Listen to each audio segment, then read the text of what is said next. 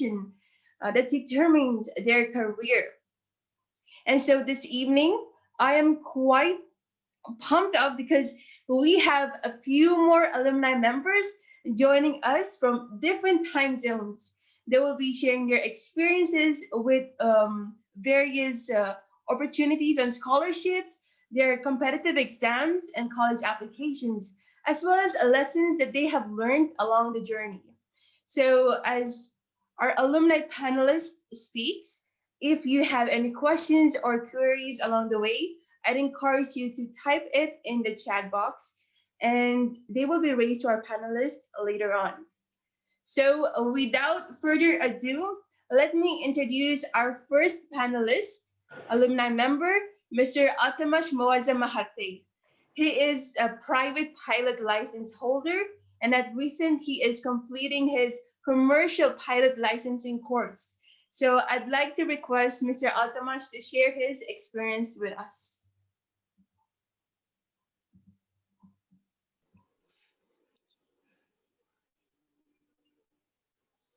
Hello, good morning, good evening actually. Uh, I'm Altamash Mahate. I actually finished in 2015 batch of SIS. And for me, it was my passion to come in aviation, specifically for becoming a pilot. So doing this course is started searching from many places, went to many study centers, checked out everything, and then applied up for South Africa, in South Africa for my aviation study ahead. And it took me almost some time for knowing what is this field all about. And in commercial aviation it's completely different. So in aviation, you have many fields. So you can do agriculture aviation, you can do commercial aviation, you can do military aviation, or you can do aviation for yourself, becoming a private pilot holder and flying for yourself. So it's a very vast course which you can apply up front. And applying is not that hard. You can, the requirement is not that hard. You need just English fluency in South Africa, but in India, you need physics, chemistry, and maths. So that's one thing which you need. And in aviation field, you can apply in AME, Aircraft Maintenance Engineering, which is more vast and many other subparts are there in it. So you can apply for that. And if you talk about commercial piloting, you have module-based aviation, and there is one more that's called integrated aviation. So module-based, you will be doing SPL, PPL, and CPL, and then frozen ATPL or ATPL. And if you go for integrated, it's directly frozen ATPL. So you'll be just writing ATPL examination. So there are different schools or different places, you have different schedules for doing it. So I am doing is module-based aviation. So in that, I'll be doing SPL, PPL, and CPL. So SPL stands for Student Pilot License, PPL stands for Private Pilot License, and then commercial is CPL, and then ATPL, Airlines Transportation Pilot License. So these are 4. And then in those, there are return exams, and then you have flying exams. So for flying exams, for return exams, there are 8 exams for your PPL, with 2 which are English props and radio license. And then you have to have a medical. So we have 3 degrees of medication. One is class 1, class 2, and class 3. So for your PPL, you just need class 2 license of medical. And you will be doing from an authorized aircraft doctor, a nautical doctor. So you'll be having that. And yeah, it's not easy for becoming a pilot. You have to have a very good precision, a very nice knowledge about what you're doing. Then you have to have your aim. If you have a proper aim and focus for what you want to do, then you can surely achieve it.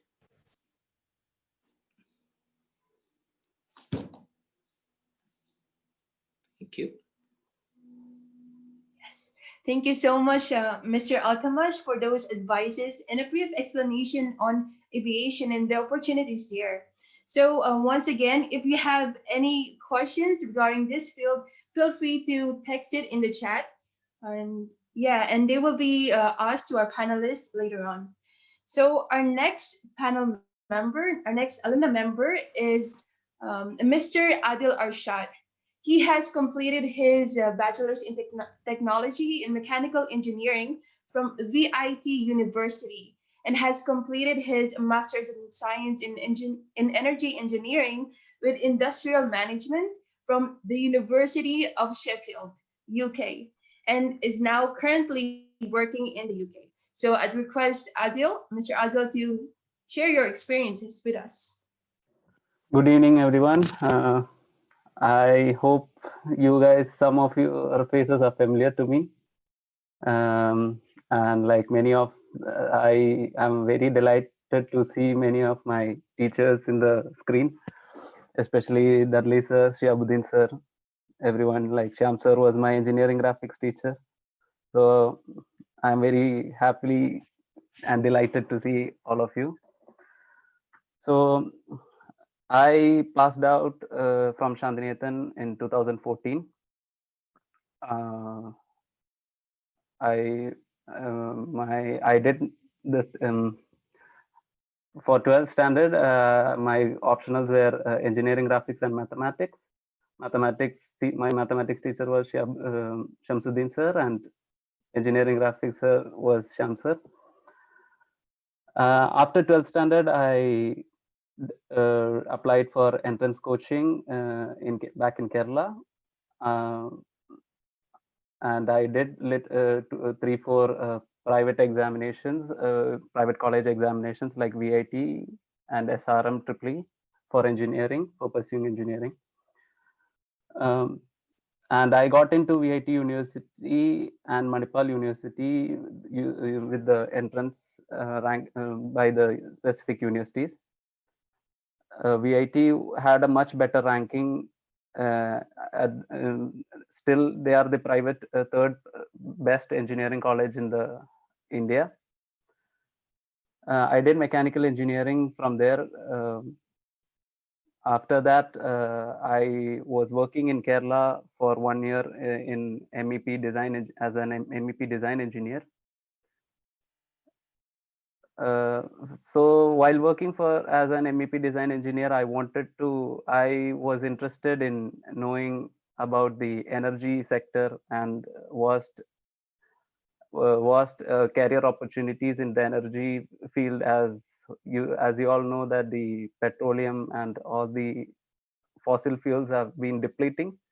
We need to focus on renewable energies like solar, thermal, wind, and research more based on that. So I wanted to have a different exposure and gain a wide range of experience from a different part of the world.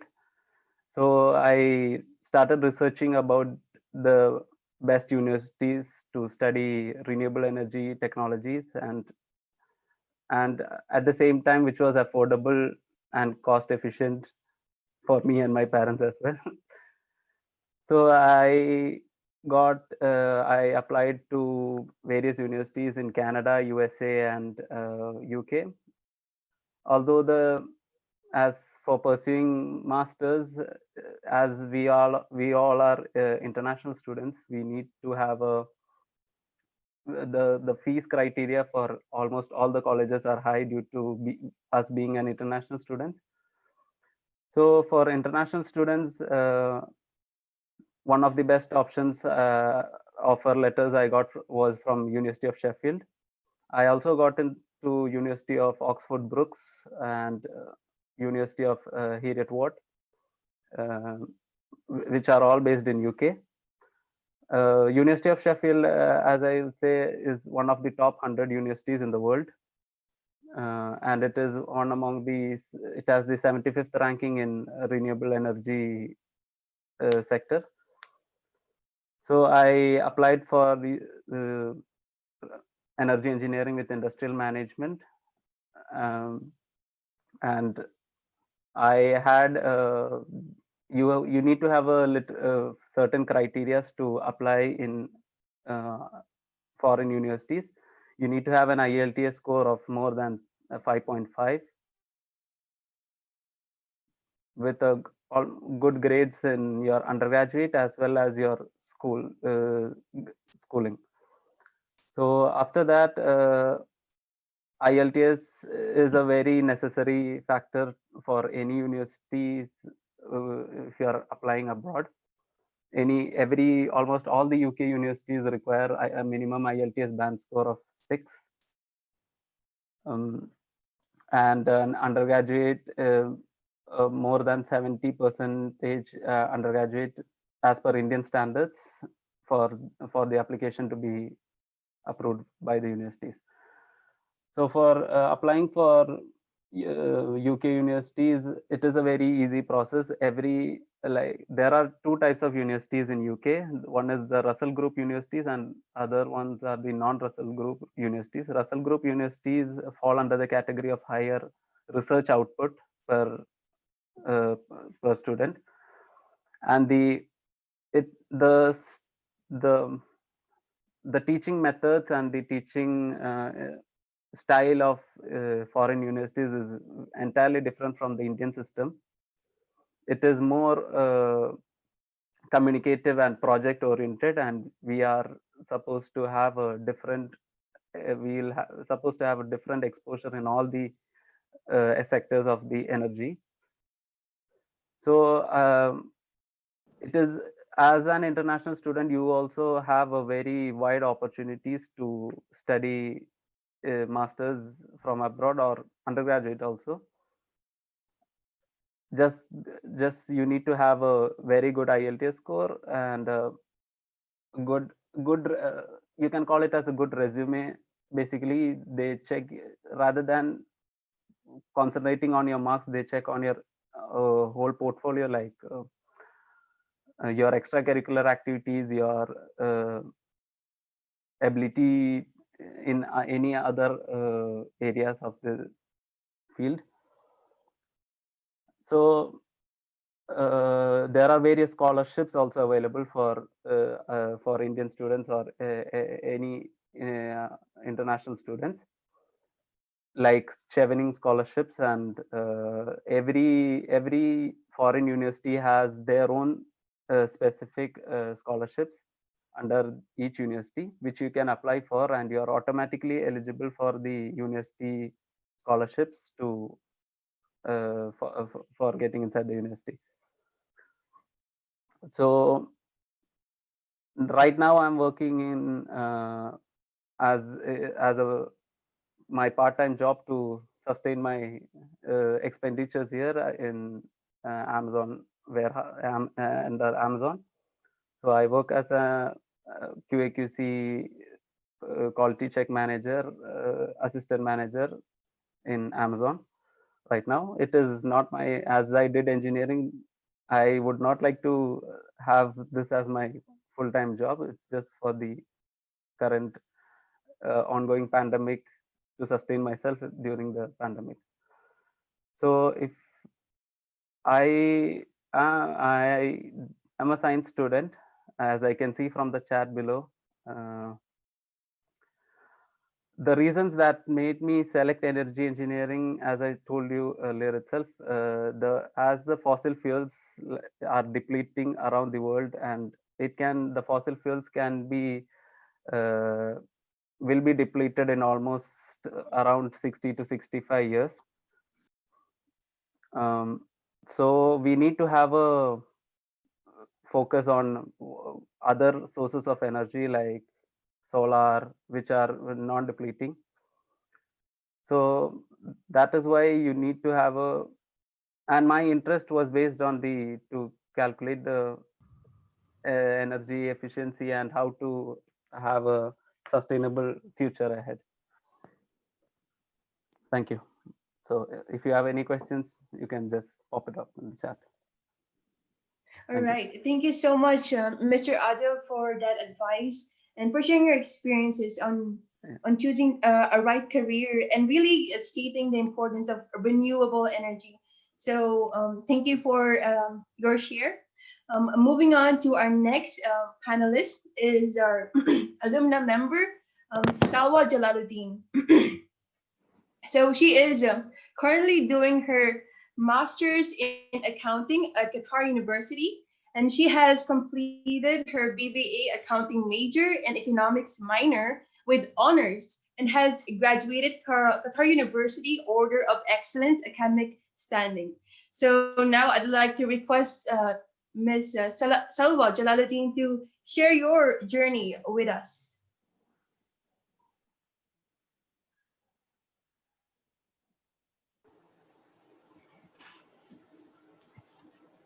Good evening, everyone.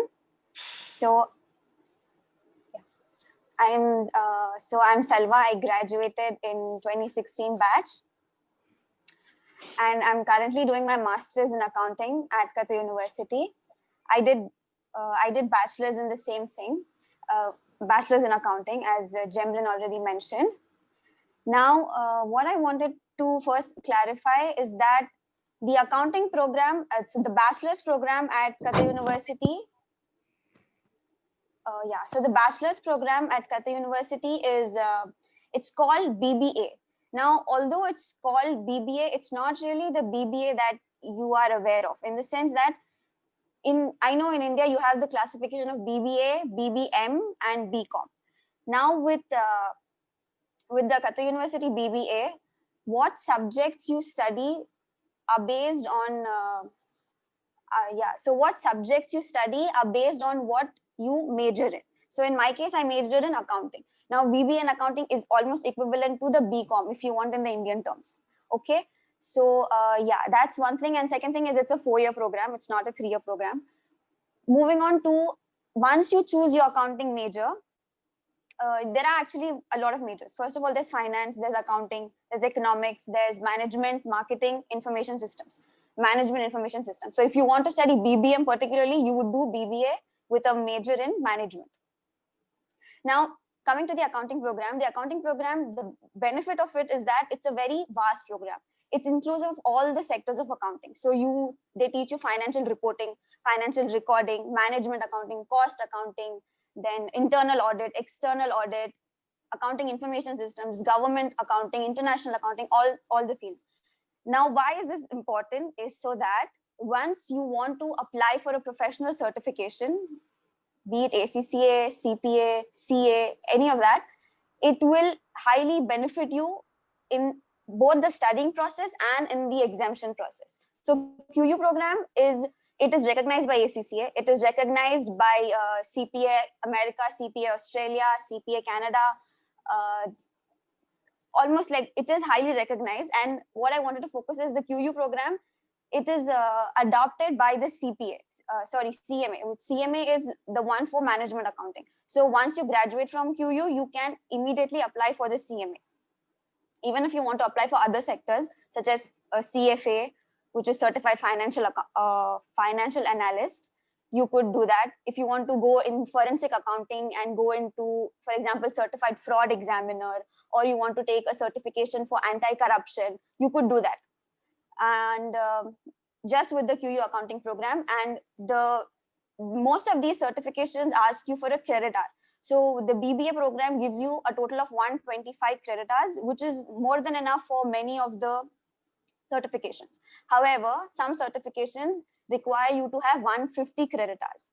And for that, you will have to do a master's program. And once you do the master's at QU, you will get 150 credit hours. So if that's your goal, you can do both your master's and bachelor's at QU and you will be fine. So we have master's currently in finance, in accounting, and MBA. And why I specifically focus on this professional certification is because if you want to enter into the accounting or the finance field, it is highly recommend that you do not stop at your academic qualification. Go ahead and take a professional certification, because the field of accounting and finance is becoming extremely specialized. It is becoming extremely professional. So even as I said, there are public accounting such as ACCA, CPA, CA. Even then, many people are going into very specialized, focused fields such as fraud examining or forensic accounting or anti-corruption. There is also special certificates for certified internal auditors, certified information systems auditors. So if you have a professional certification, it will make your life a lot easier. And yeah, and another thing is, no matter what university you choose, be it QU or any other university, make sure that their program, their bachelor's program and master's program is in accordance with the requirements of the certifications you plan on doing. Now, moving on to applying at QU. So the QU application is, honestly, it's very straightforward. And the drawback here is that they give you admission solely on the basis of marks and your scores. So as Adil said, the other universities, they look into your co-curricular activities, such as the universities at QF. So if you apply at QF, they do look at your all other co-curricular activities, but with QU, they don't, which I know it's not really something pleasant, but that's an unfortunate part. Anyway, so if you want to apply, you obviously go online, you open your account, whatever, straightforward. The two tests that you need is IELTS and SATs. Now, SATs for the business college is not mandatory. If you have given SATs, that's amazing. It will just increase your chances of getting the admission. But if you haven't, it's not a problem. However, if you want to apply for science or engineering or medicine, then it is mandatory.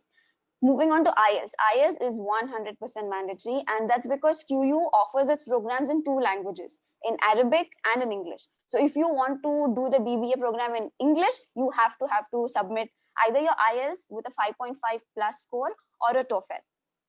Either of them is fine, but I would recommend you do IELTS, because IELTS it's British English, and it will be just easier since you have already been studying CBSE, it's British English, so it will make your life a lot easier.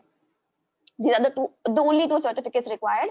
And the third most important thing is your final acceptance is based on your grade 12 final exam marks.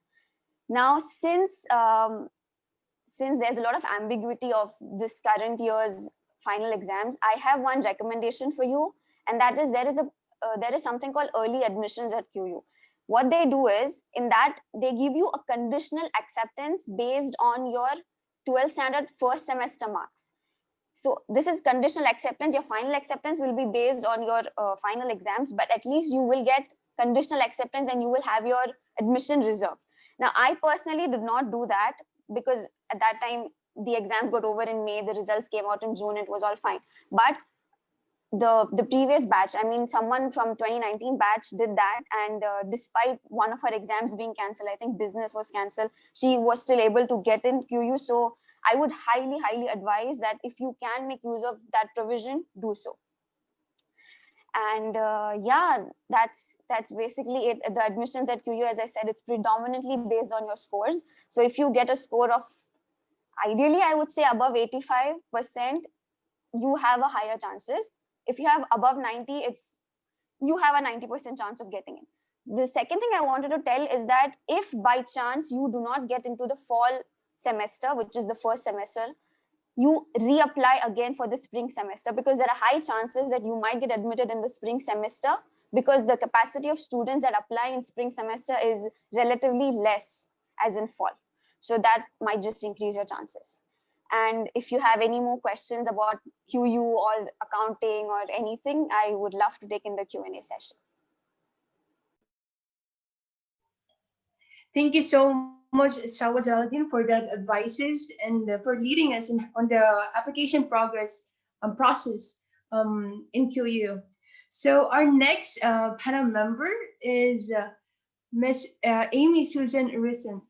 Amy Susan is a Building Information Modeling Management graduate, BIM, and has completed Bachelor's in Technology in Civil Engineering and holds a degree in Construction Project Management.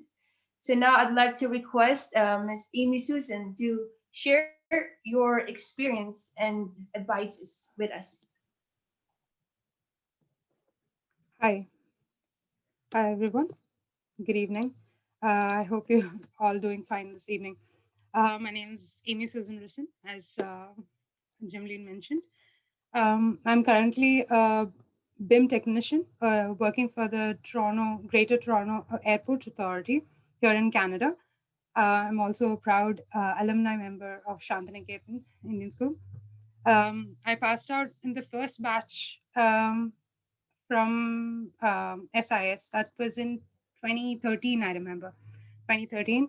And I'm here today to talk about my journey from that point to where I am today. Um, as you know, I got into BTech for civil engineering. I started out in the science stream at SIS. My electives were um, graphic design and mathematics. As Adil mentioned, my professors were Shamsuddin sir and definitely Sham sir for graphics. My time in Shantiniketan was really near and dear to my heart because at that point, school was it was like a big family rather than an institution for me. And that was a real help for giving me a boost into what career I wanted to pick. Because we had initially a career orientation program, not similar to this, um, but we had a career orientation program, which was small and short, but it kind of helped me. It at least guided me to think into a direction where I wanted to move in. And that was really helpful. And I hope today we all have talked and you can understand, or you can at least try to think of a future where you can see which stream to pick. So as I mentioned, I was a science student and I wanted to do engineering. I had a passion for architecture since I was a little girl, and I always wanted to do building design or something in that field. I knew early on I was not the best or a topper student in school.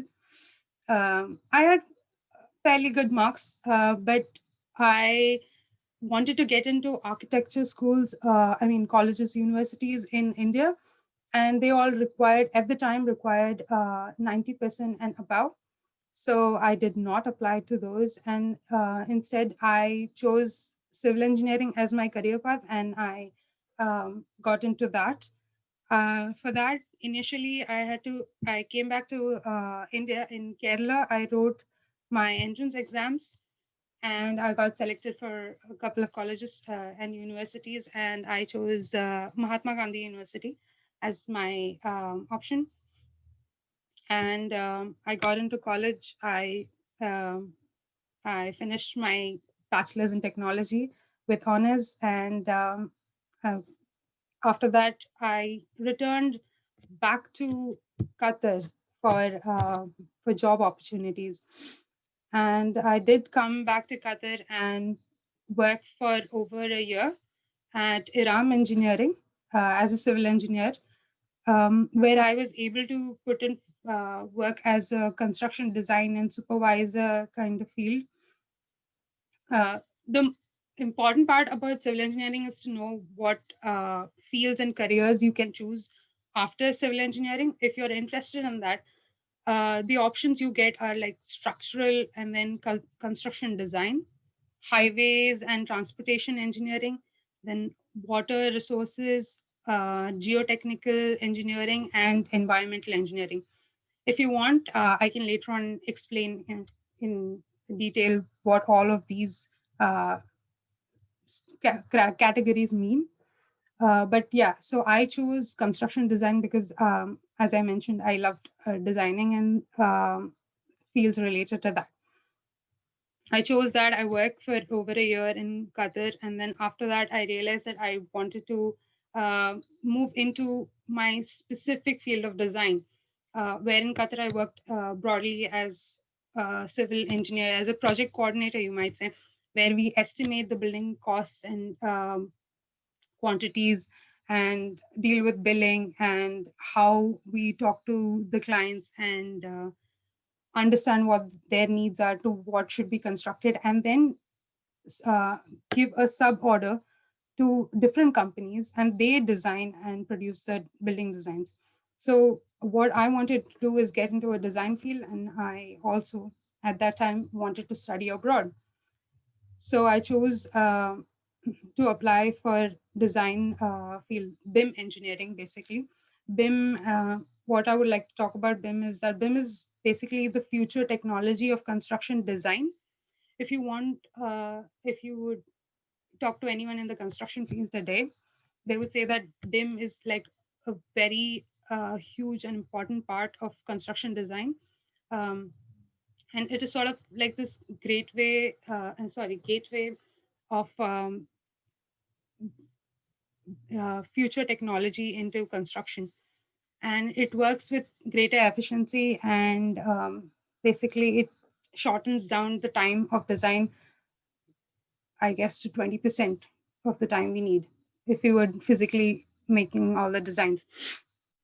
So, and then I applied for all the colleges in various countries abroad.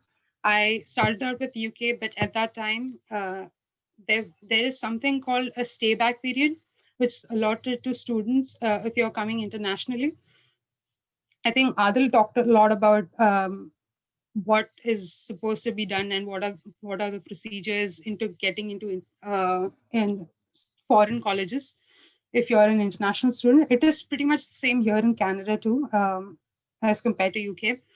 And yeah, we have to pay the fees. We need IELTS minimum IELTS score of, I guess it's 6 here in Canada, and percentile of anything greater than 70%. And what else? Yeah, that is the basic criteria required for getting into any colleges here. Once you get in here, it's easier to get into a postgraduate program than a master's program, as a master's cost actually 3 times the amount a Canadian citizen would pay than an international student. So it would be much better if you opted to do your master's after you get a permanent residency here in Qatar, I mean, here in Canada. So that would be my personal suggestion. If you are looking to do a master's degree abroad in any country, first you would get into the country by completing a particular program which you would like to work in, a specialization that you would prefer in your own field, and then get into the master's program. And that's basically what I did. Okay, the rules in Canada for getting into the country using a study permit is that if you choose a 1-year program to get into Canada and apply for a study permit, then you will have 1 year of stay back. As in, if you do a 2-year course, you get 3 years stay back. So it is always preferable to do a 2-year course or 2 courses, which is of 1 year, to get that 3-year stay back period, because you need that period to apply and get a job and have that experience so that you can earn points so to apply for your PR permit, that is permanent residency. If you are planning to get settled in any foreign country, you must definitely talk to someone who's there so that you know the legalities and the measures required to get into the country and get settled. Because if you're just looking for doing a degree program or a master's in a foreign country, it's quite easy. You can just go ahead and get a study permit and complete it. But if you're hoping to settle down in a foreign country, you must definitely ask for the details you need to know prior to coming here, because I know many of my friends who did not know much about these details and could not reach the quotas required, and they had to go back home, which was very sad for them. But there are many legalities behind finding a permanent residency here in Canada. but with a little bit of effort, I guess we all can make it. And right now, and to end it all, right now I finished my construction project management and also my building information modeling management degrees, and I passed both of them with honors, gladly. And right now I'm working here at working from home, but for the design of Pearson International Airport here in Toronto. Um, it's a big job and a big project, and I'm really grateful for this opportunity to be working for the Toronto airport authorities here in Canada. And I'll do my best to keep working at it. And if anyone has any doubts and questions about civil engineering or design or basically getting into Canada, please feel free. Thank you. Thank you so much, Miss Amy Susan, for sharing that experience and also sharing about how it is in Canada. So yeah, as she has mentioned, if any one of you, if you have a passion for design or construction, taking a career in construction or BTech or even like Salwa accountancy, do mention those questions that you have in the text, and they will be asked later on. So our next panelist member is actually, our next panelist member is Mr. Grayson Yasudas. He is actually currently working in one of the leading Indian gaming company called Jago Studio. And he has completed his motion graphics and is an UI animator. He has completed his BSc in animation in Manipal University and has specialized in visual effects and motion graphics. So I'd like to request Mr. Grayson to share his experience with us. Hi, my name is Grayson Yeshudas, as has been said. I currently work in Bangalore as part of my internship. I finished my internship and joined, got the privilege to join this same company, which I did my internship in. So basically what I studied is BSc animation from Manipal University, which is a school under Manipal University as School of Communication. So right after 12th examination, in between of the examination itself, I got my I applied for animation field in Manipal University itself. I received the admission in between of my the exam dates. I was really glad about it, and they actually expected. I actually expected they would check for marks from the 12th grades, but they all they wanted was 10th grade marks. So they are pretty. The seats are pretty less because that time when I joined, it was on 2017. It was basically the year where this field was pretty much unknown. So when I joined, we joined as 30 members from almost from 50 seats. Me and my crewmates were all privileged to get under Manipal University, and I graduated Shantiniketan School in 2017 itself. By help of all the other teachers, I was able to graduate and then get into this college. So basically, what BSc animation means is combined of everything from 2D, 3D, visual effects. Everything is combined into one and is called as animation. So it's a 3 years course, and I right at my third year, I had to take up a specialization called visual effects, because the visual effects means it's more of a technical field into what you create, which you cannot see with your eyes. Like as in if you're traveling somewhere and if you want a car, like a 3D car into that particular 3D space, that's where visual effects artist comes in. this person has to create from scratch a car and has to place that model into the field where it, where it naturally has to be, and give up all lighting, texturing, the rigging and everything, animation and everything comes under this visual effects. And right out of my specialization, I got the opportunity for my internship to join one of the leading gaming company in Bangalore itself called Joigo Studios. They gave me 5 months internship and training, and I joined as a UI animator. UI animator means in gaming, it means like animating loading screens, animating menu screens, animating making trailers for games, making all sort of all sort of stuff for the gaming industry itself. So right now, right after I graduated from Manipal University, is when this field has really grown. Anyone can join right now itself. It doesn't.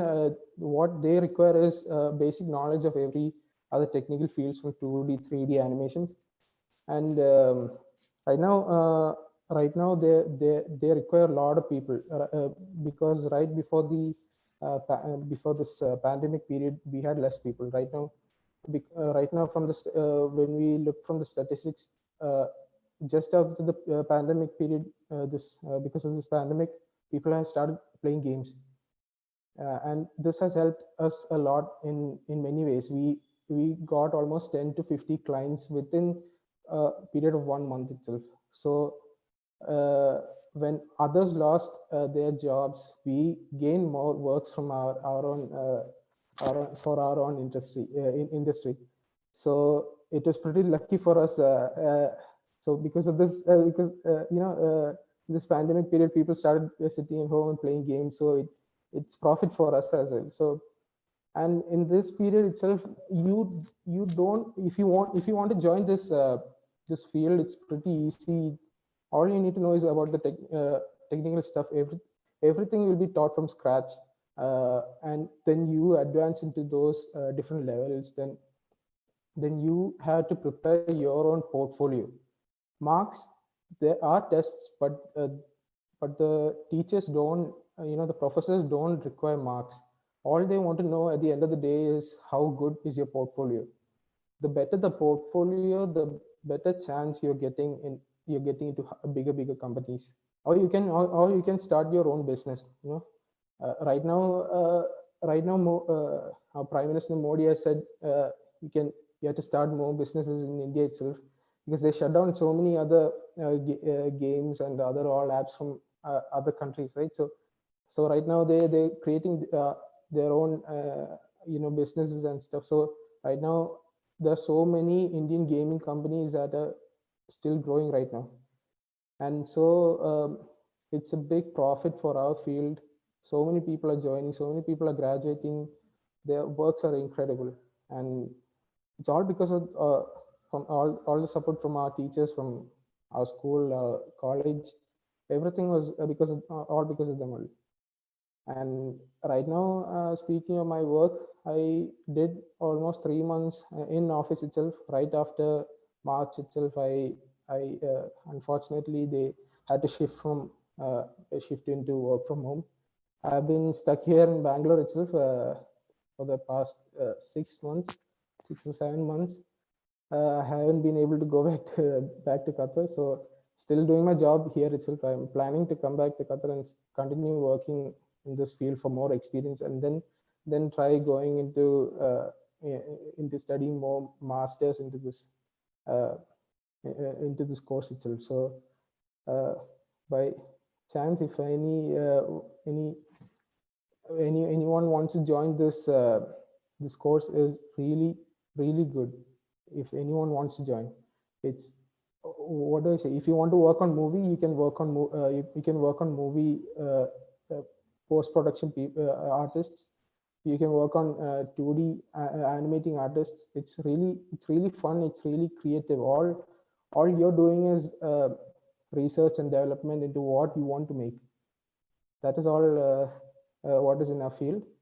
If any further questions should be asked, I can answer. Thank you. Thank you so much, Mr. Grayson, and for sharing us the scope of being an animator and on the gaming companies as well. So thank you once again to our panelists for sharing your experiences and inspirational journeys with us. Honestly, you have showed us that anything is possible, even whatever circumstance may come in your way, anything is possible as long as you have that perseverance, that passion, and hard work. So now we're gonna move on to the next segment, the Q&A segment. So I would now like to invite Sharia and Lamia to take it over from here. Thank you, Gemelin. So now I'll be moving into the most awaited part of today's event, and that is the question and answer session. Here, our able alumni will be answering your most pressing questions regarding your future careers.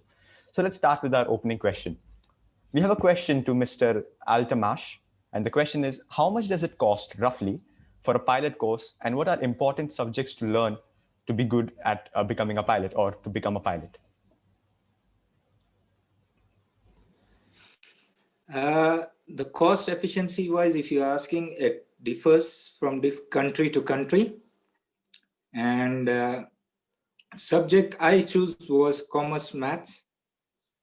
But when you're coming to the field of around after India, outside India, so you do not need commerce maths. You do not need physics, chemistry, maths.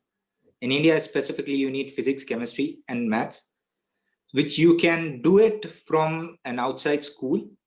If you want to apply in India, you can do it from an outside school, and you can take the marks and you can apply it forward for the commercial pilots and everything. But for applying outside India, you may need only English language. English language is the main. And cost efficiency wise, you can roughly around Qatar 200,000 to 400,000 Riyal. Thank you. Thank you, Mr. Altamash. It was very insightful, and I'm sure all of my friends are now clear with the basic idea and the basic overview of the course as a whole. So the next question is to Mr. Grayson, and the question asked is, what interested you into pursuing animation, as it's a field that most people are reluctant to enter into? So what inspired you into choose this particular field, Mr. Grayson? So I was actually interested in animation a long time, since I've been watching a lot of 2D, 3D animations like any other kids, So this get me into thinking what field is it that I can join to do this one. So to do this course. So I researched, and my parents were actually really happy for me to join this course. It wasn't actually really tough into getting. So this is really a vast field where even if you take up science, even if you take up commerce, anyone can join into this course. It's easy for anyone to join. And this got me into this actually inspired me to get into this field. And the cost efficiency is also really good. You don't have to worry about any of those. And it depends according to the university. Luckily, I got into Manipal University, and they in general quota itself. So it was really nice and fun. This field is more of a creative field than just going in more into technical stuff. You just have to do your own research, and you develop your own stuff. If you want to create your app, you can create your app. If you want to create a character and 2D or 3D, you can create anything. Everything is taught from basic scratch, and then you are brought up into your into advanced levels by the professors itself. So this is basically how I got into Manipal.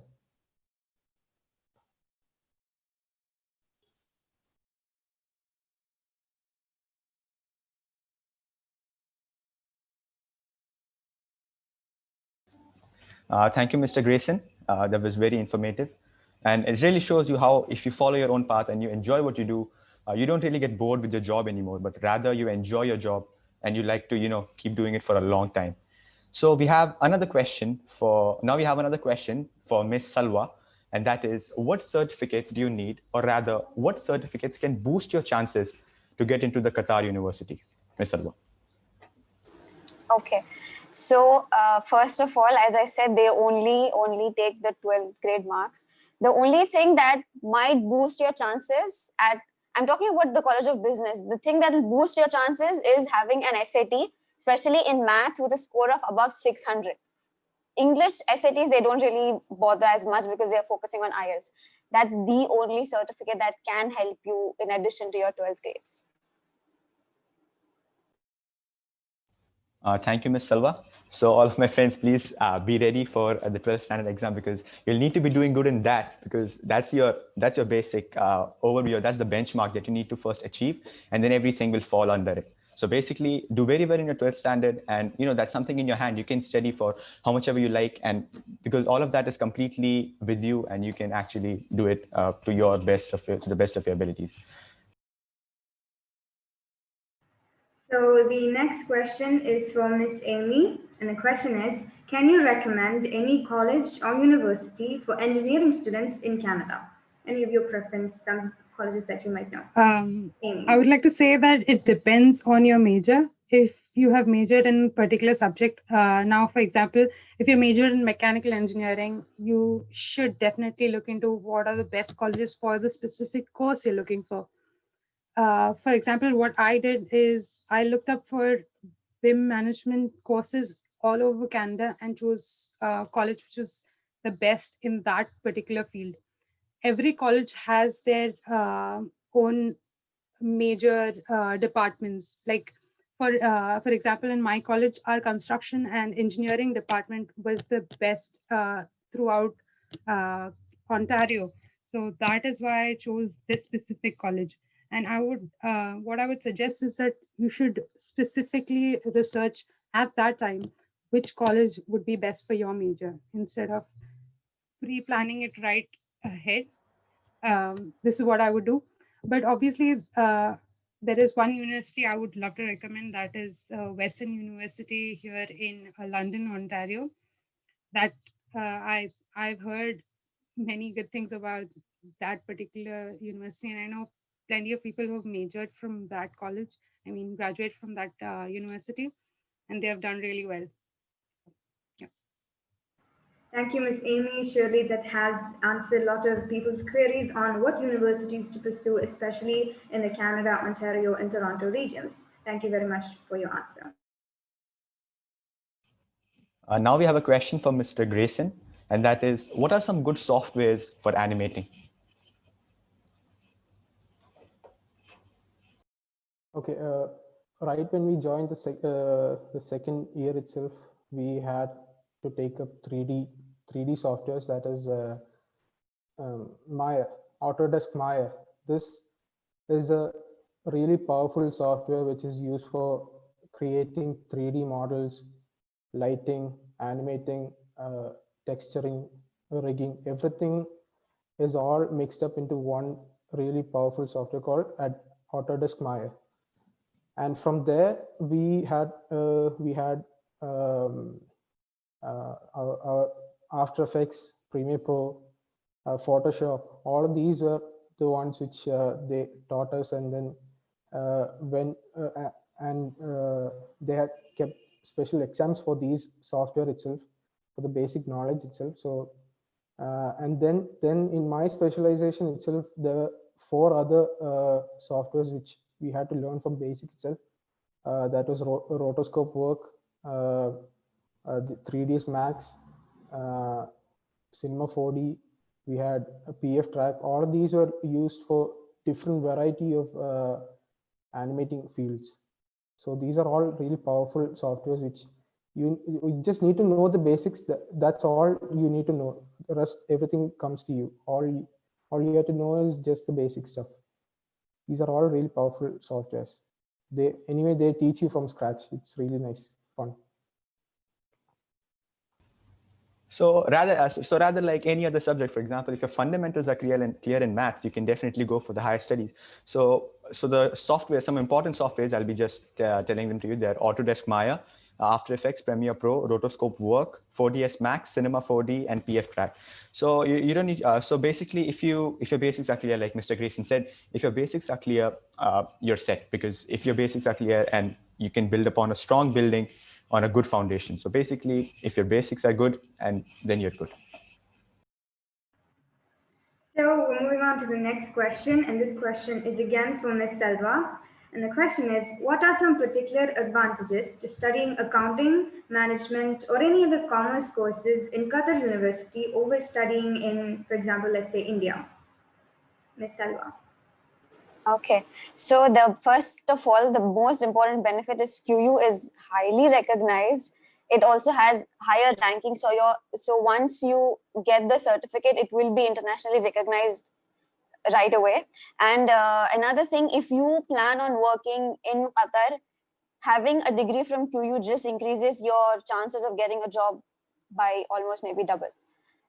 And even when you look into the accounting or finance or anything for that matter, the most important criteria that I felt at QU is that the number of credit hours that you can get. So you get 125 credit hours with QU. If you go to India, you approximately get, I think, 100, 108 or 10, around that for your BCom.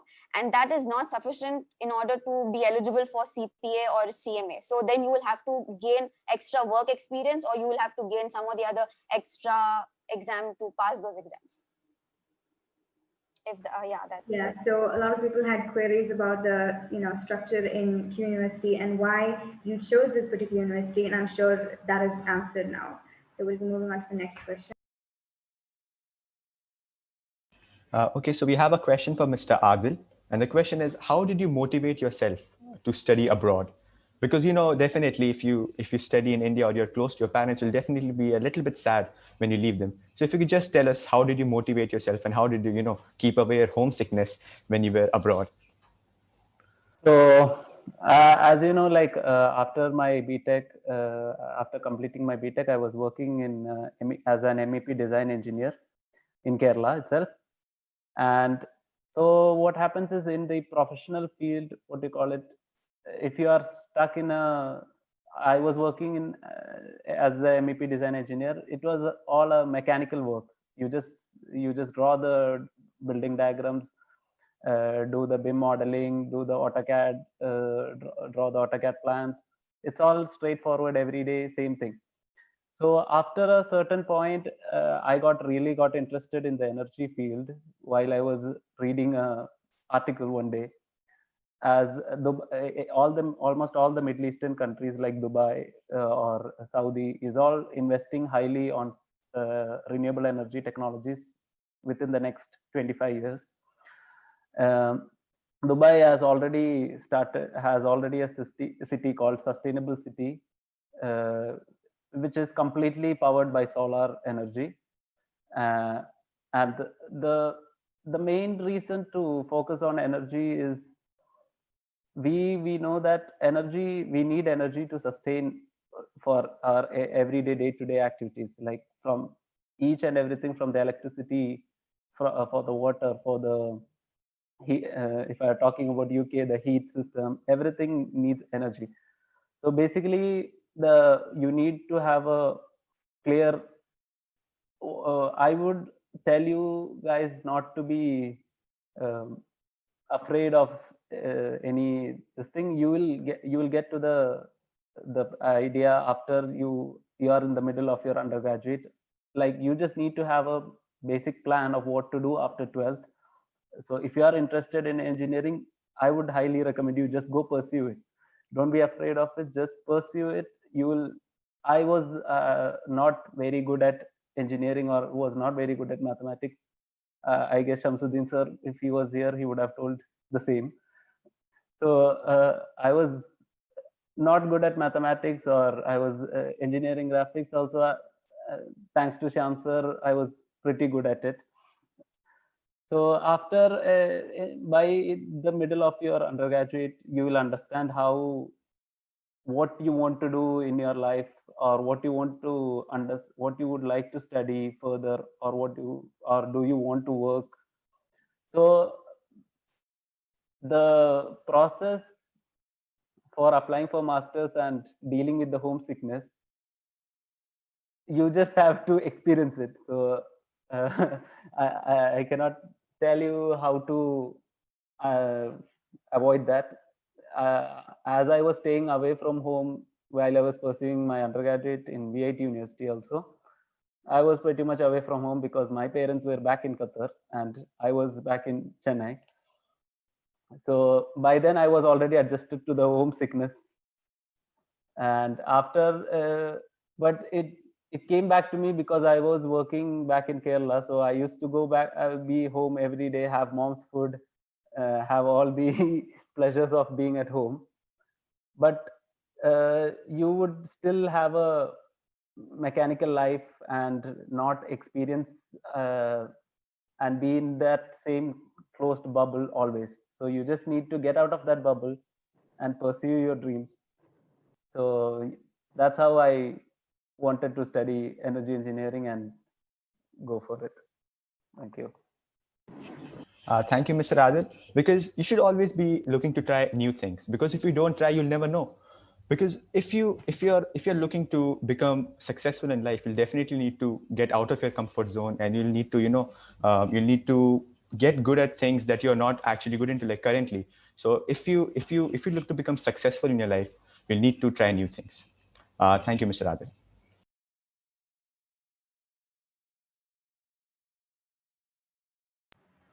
So the next question is to Mr. Altamash, and the question asked is, what are the required marks, not specifically for pilot license, but for aeronautics field in general? What required marks do you need in grade 12, Mr. Altamash? At recent, I may not answer for AME, the aircraft maintenance engineering. It may differ from country to country.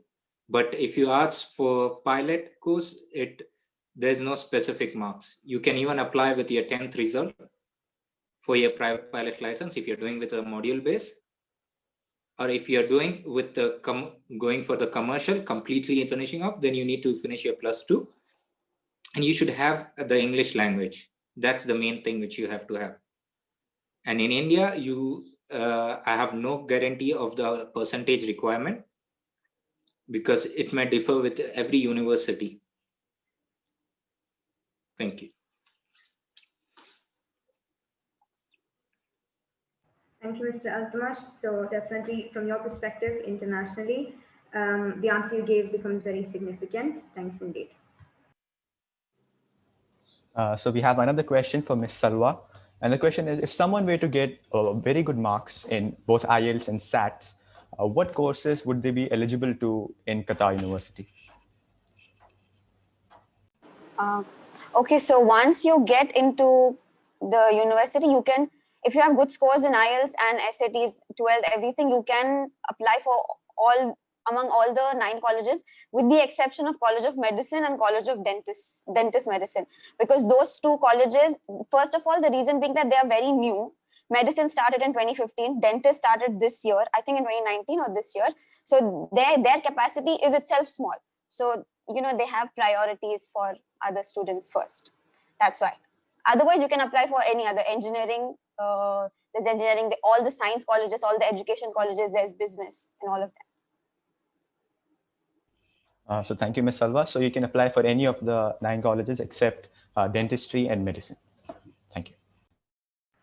All right, the next question is again to Mr. Adil. What kind of co-curricular activities are most valuable in getting into universities, especially foreign ones? So since you studied in the UK, what do you think is most important when it comes to an application to a university in terms of co-curricular activities, Mr. Adil? Yeah, so basically, while applying for any foreign universities, you need to have a basic CV, first of all, a basic portfolio, or and a good IELTS score. And your transcripts of your undergraduate if you are pursuing masters, obviously. So co-curricular activities like I was part of Scouts and Guides back in Chandaniketan. During my undergraduate, I was part of Pravega Racing, which is conducted in VIT University. So all these activities, you will have to create an SOP. SOP is called statement of purpose. So while you're putting for any universities, they require you to create a document explaining why you are interested and how you would like to further proceed in the same industry. So when you need to have a like if you are into health and after you pursue your undergraduate, you will have a variety of clubs and societies in the universities you're pursuing.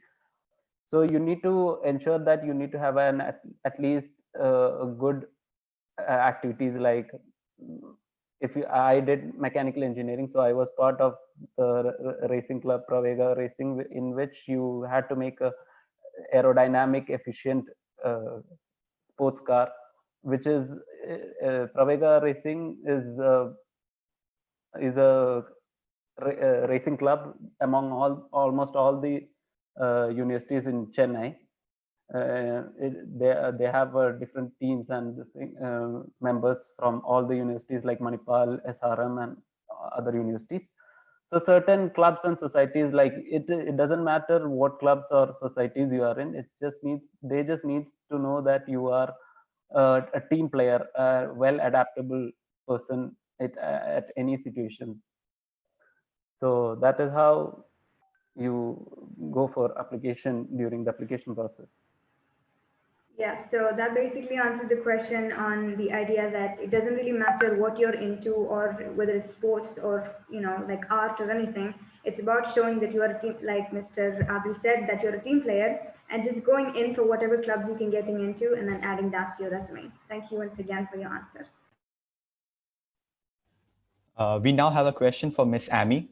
And the question is, what challenges may we face while we study abroad?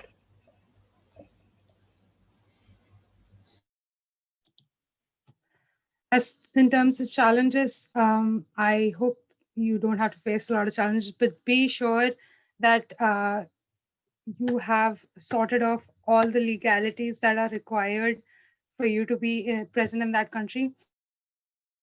All the paperwork, and that you're up to date with your paperwork. There are a lot of limitations for international students in terms of how many days you're allowed to be in Canada, or this is the particular expiry date of your study permit.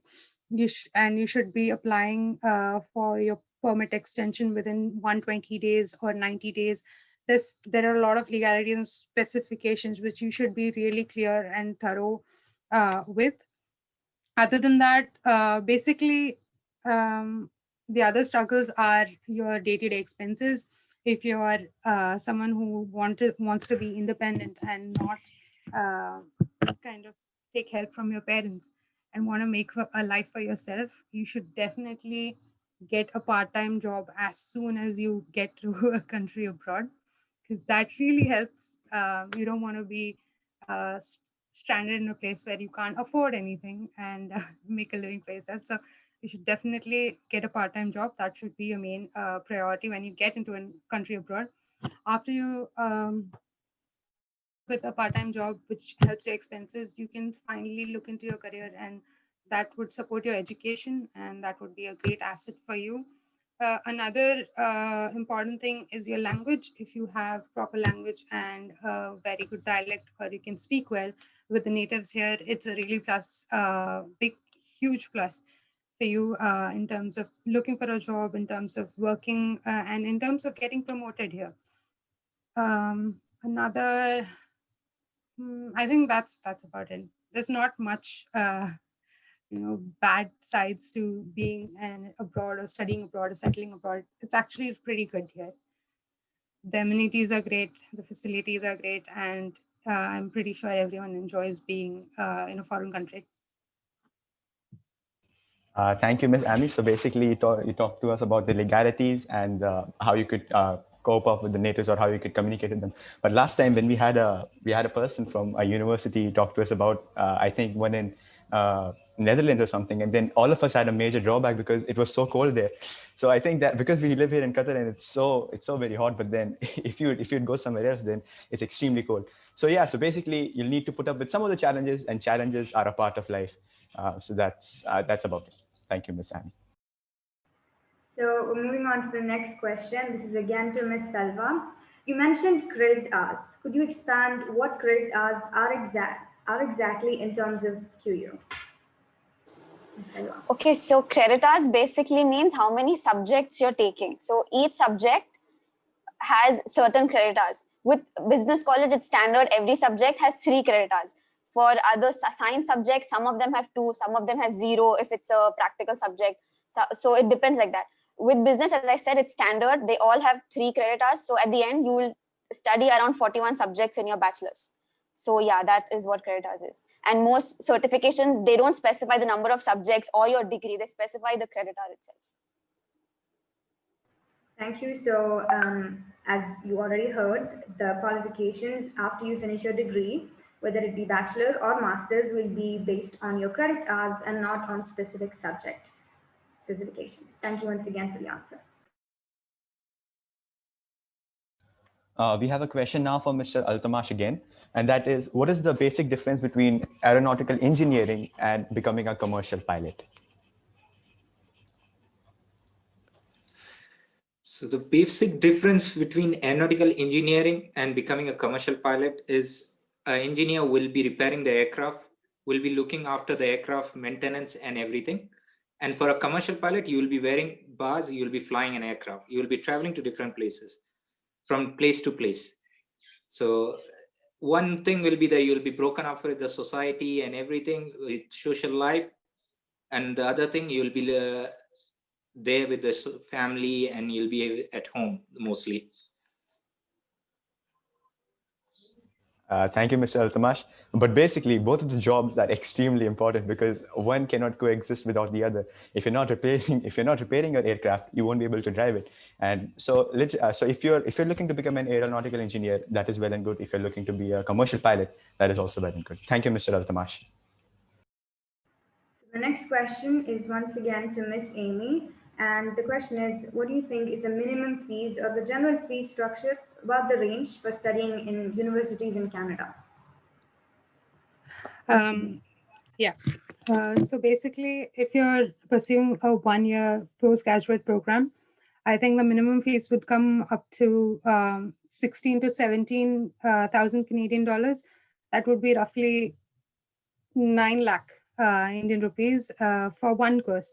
If you're doing a 2-year course, that would be the double of this said amount. This is for international students trying to apply for postgraduate programs. If you're looking for a master's program, that would be way back. That would be around 46,000 Canadian dollars. So I would rather suggest you pursue a postgrad than major master's program for the time being. Yep. Yeah, so thank you for that answer. Hope the question is clearly answered. So we have a question now for Ms. Salva again, and the question is, do the marks you receive in 10th standard affect your chances of getting into Qatar University? See, unfortunately, 10th, 11th, 12th first term, nothing really matters except for early admissions where they consider your 12th first grade. QU does not even ask for what happened in 10th, what did you do in 11th, what co-curricular did you do. Even for me, I had a list of co-curricular activities. I did not submit one thing at QU, not one, just my 12th final mark sheet, IELTS and SAT for the sake of it. That's it. Actually, I heard a sigh of relief in my headphones. I don't know if anyone else heard it. So basically, you just need to do very well in your 12th standard final exam. So thank you, Ms. Salva. So the next question, I feel like any of the alumni members that are abroad or have taken the IELTS test can answer it. And the question is, how do we get a great IELTS score? Is it better to study on our own or approach particular tutors who give out IELTS coaching? So anyone who has taken the test can answer the question. Okay, so I would tell you my experience about writing the IELTS. So what happened is generally UK universities do not require if you have completed, if you have scored above 70 in English in your 12th grade as per the CBSE guidelines, but certain universities under Russell Group universities, as I mentioned earlier, Russell Group universities in UK are the one among the top 100 universities in the world. So they would require us a little bit more specifications. So I had to take the IELTS. I initially applied with my 12th grade marks, but later they gave me a conditional offer letter and requested me to do an IELTS test. And the application process for, I would suggest all of you, if you are applying for any abroad universities, you would have to start very early, applying very early, almost a year back, for countries like Canada, USA.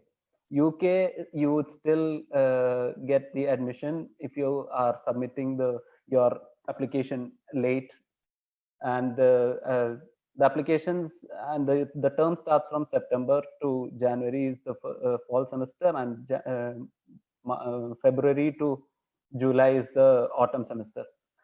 So as you, for the IELTS exam, I did not have a very huge period to prepare for it. I had to take the test within 3 days because of my admission requirements. So basically you would not need to have a specific coaching for IELTS.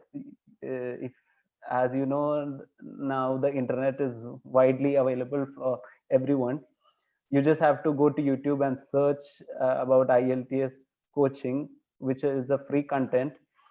So you have lots of a wide study educational materials using YouTube and other resources like IELTS training. If you search in Google, you will find a lot of links to crack IELTS easily. So I did not do any coaching for IELTS. I just had a little bit of training using YouTube, and that's all what is required. And it is a pretty easy exam, considering you all are studying in a very prestigious school. Thank you. So yeah, I personally had that query too. You know, when it comes to IELTS exam, it looks like a very complicated test. But like Mr. Adil said, since we're all, you know, students studying here in Doha, and we're quite, you know, very frequently and familiar with the English language, it shouldn't be that hard. So let's all just give it a try and do our best in it. Thank you once again for the answer. Okay, so we have time for one more question. And this question, we are entertaining any and all answers. And the question is, what kind of final advice or what inspiration can you give us students to perform better in our exams, and anything actually to motivate us? So any and all, anyone can answer, and all of you can answer.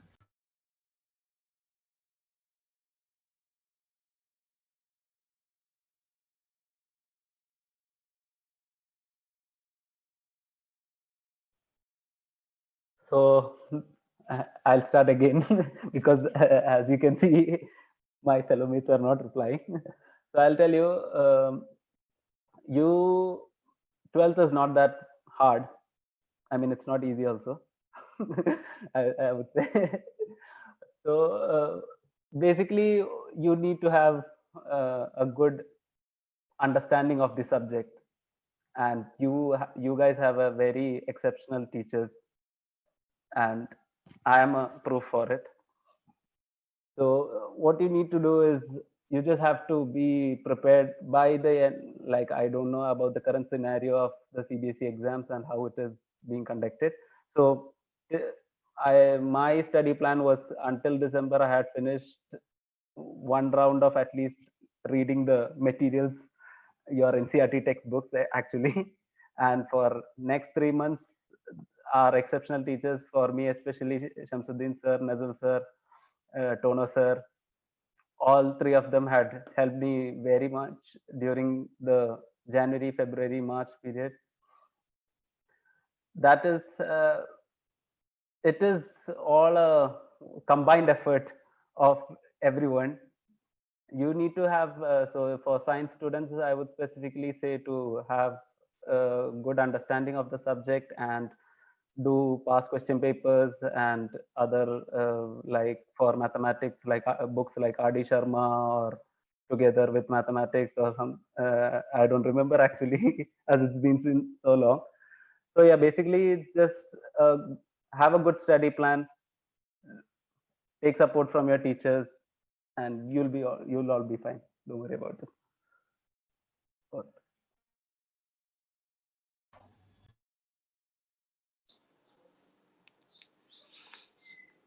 So I would recommend that the life is not small.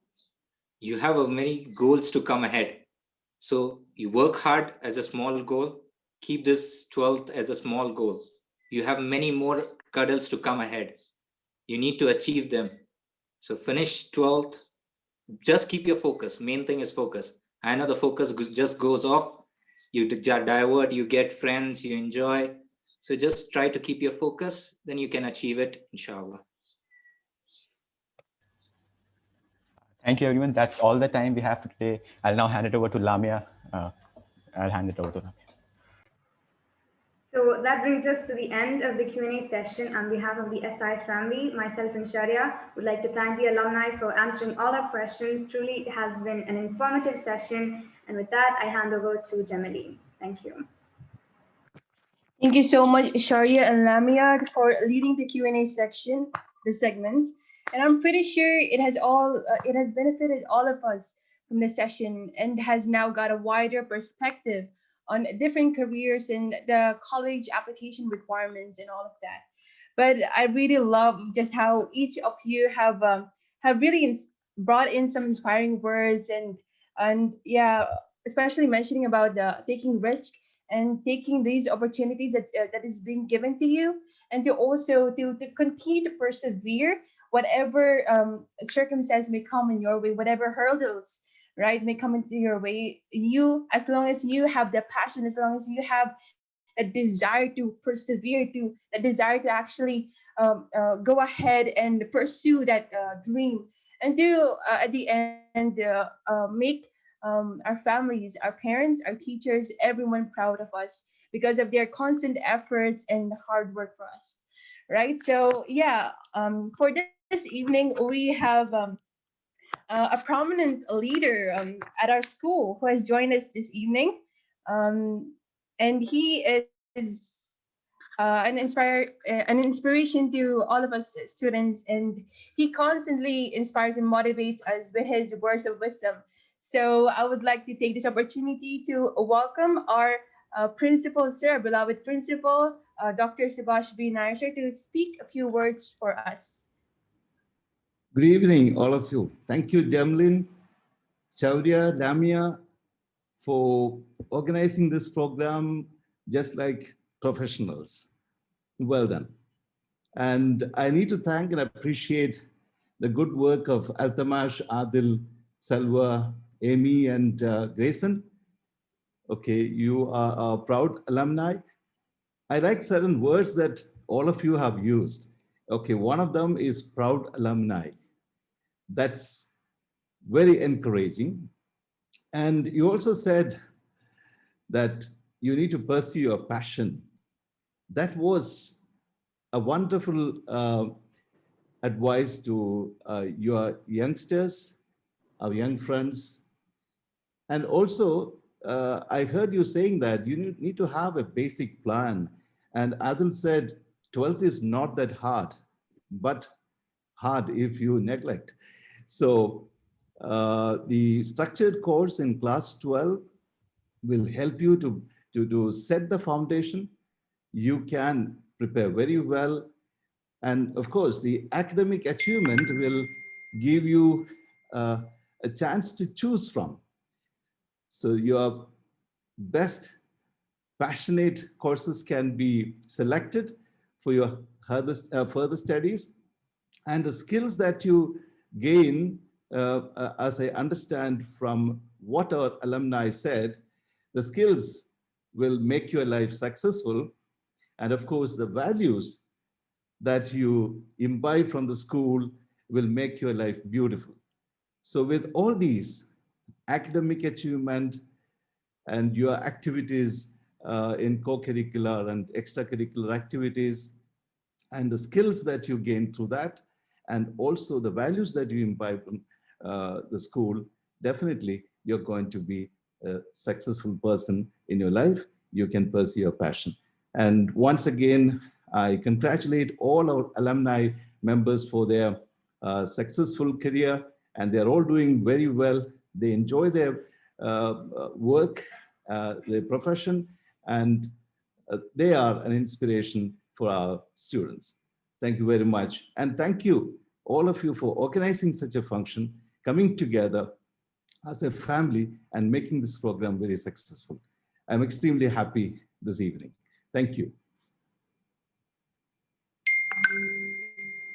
Thank you so much, sir, for that advice. Yeah, it was indeed inspiring, and just the mention of how the skills that you have gained from the school and the values that you imbibe is really important, because it would really definitely help you to succeed in whatever career path may lead you. So with that, I would like to end this session with an appreciation to all of our alumni members who have joined us this evening.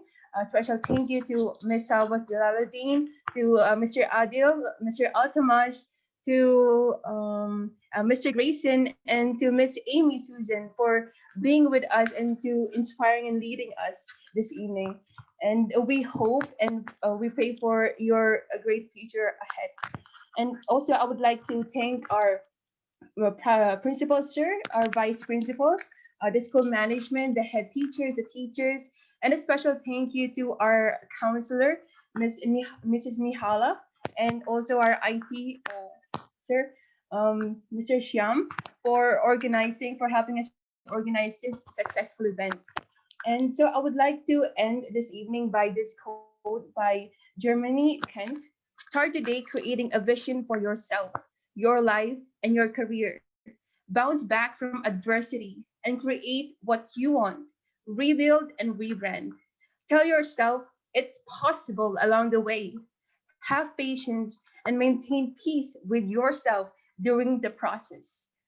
So with that, I wish you all the very best and continue to persevere, to work hard, and to make everyone proud.